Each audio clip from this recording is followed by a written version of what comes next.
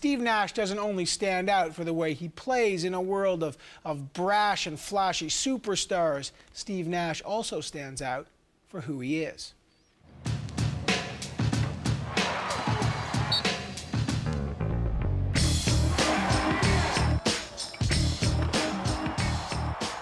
Steve Nash is Canada's best basketball player.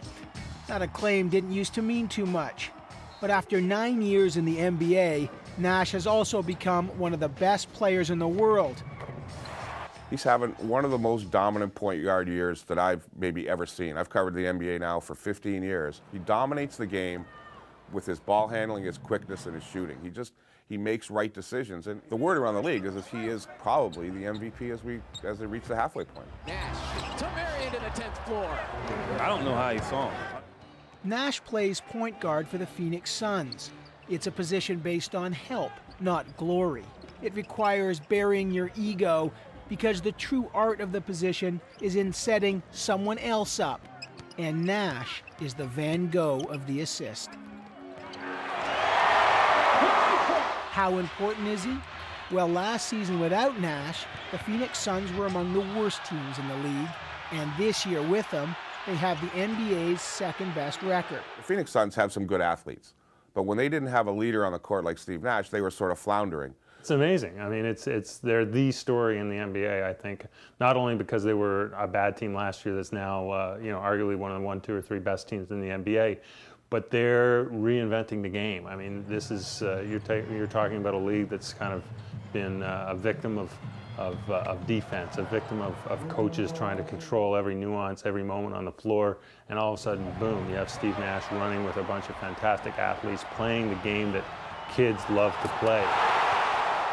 But Nash refuses to take credit for the success, which is why he's such an oddball in a league built on trash-talking, scandal-dogging superstars.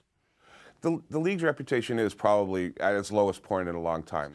Latrell Sprewell saying it's hard to feed his family on a $14 million a year salary. And there's no better symbol, I guess, than the brawl in Detroit between the Indiana Pacers and Detroit Pistons, where he had players climbing into the fans and clocking paying customers, and customers coming onto the floor and taunting players. It was an ugly moment, one of the most ugly moments in sports. And I don't think it's representative of everything that's going on in the NBA, but certainly I think shows that there is a growing divide between the fans and the players. Nash is so modest, he's even reluctant to call himself a superstar. Well, it almost makes me laugh to hear you say star power. I don't know. That's I don't know. It seems ridiculous, but whatever it is, it's something that I don't really know. You know, someone else might identify it as that, but it's not something that I really feel or I identify with. But in the NBA, modesty can be mistaken for weakness. But no one does that to Steve Nash. That was kind of retribution. He was upset the last trip down the floor. Basketball is very important to me because it gives me an opportunity to challenge myself, which I think is very important to me, and I think for a lot of people in life, but for me it's really important to have grounds to kind of transform from one thing to another. It's a unique sense of determination that goes right back to Nash's childhood. When he was a young boy, you know, if he was playing soccer, lacrosse, whatever the sport of the day, he would come home and play it in the backyard. You know, and he'd set himself a goal. Say it was soccer, he'd set himself a goal for maybe 600 juggles, you know, with his feet. And he'd go out there and he'd do it. Nash was raised in Victoria, British Columbia, which is not exactly the deepest pool of NBA talent. He sort of made himself into a basketball player. Victoria was not a real hotbed for the sport. He played soccer, but he loved to play basketball and sort of built himself into a player. The kind of impact Nash is having in the NBA is it's amazing. I mean, you have to put it in the context of how many Canadians have ever played. You're talking, you can almost count them on the fingers of one hand. So how did the relatively short, modest Canuck become NBA royalty? The reason I think he keeps getting better is quite simple. I mean, he's got not only does he have a work ethic, which is like an appetite for work, I think he has an intelligent approach to work. He kind of sits down and analyzes what he needs to get better and then how to get there. He comes up with a plan and executes it. For me, I think I've improved every year, and I think that going back to the drawing board every summer and trying to find ways to improve as a player added to all the experience you've gained from all the games and minutes you've piled up over the years, inevitably, takes you to a new point. But no matter how much talent you have, in the NBA, you also have to be tough. The NBA is all about respect. They call it the no boys allowed league. It's very tough, very competitive, and he's now at a level in his 8th or 9th year where he is just universally regarded as one of the best players at his position. You can ask anyone in the NBA.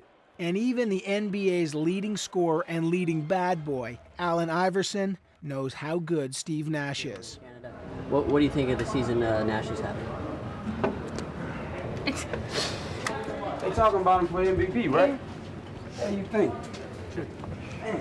People forget, I think that's a testament to Steve. People see him as a basketball player. NBA see him as a basketball player rather than a Canadian basketball player.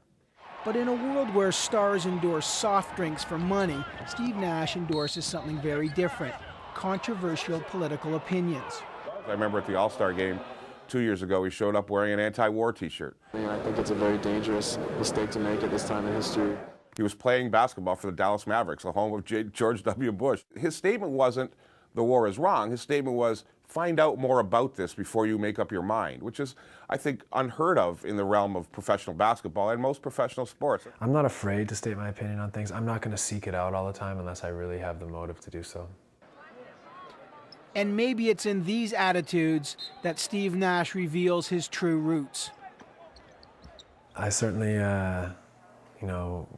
long to go back home to Canada as often as I can, and would love to live there one day. I don't know if it'll be possible depending on what I decide to do after basketball or what our family decides to do, but it's a very special place.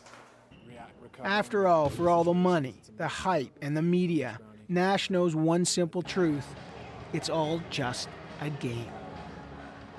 It's very important to me whether we win or lose, but 10 minutes after we lose or 10 minutes after we win, it kind of loses a little bit of its importance. It doesn't matter who you are. Say you were the janitor, you're as close to him as the CEO would be. That kind of thing. Everybody to him is important. People are important. Things aren't important to him. Now, can you believe all this from a guy who earns $11 million a year? Well, maybe not. But then again, what other kind of star would you rather have? Life is relative, so I feel a lot of pressure some days. I feel nervous some days, depressed some days, have a hard time dealing with everything some days. And although for the most part I love my life, I love what I do, it's relative. And just like everyone else, it's difficult some days, and I'm still trying to figure it out.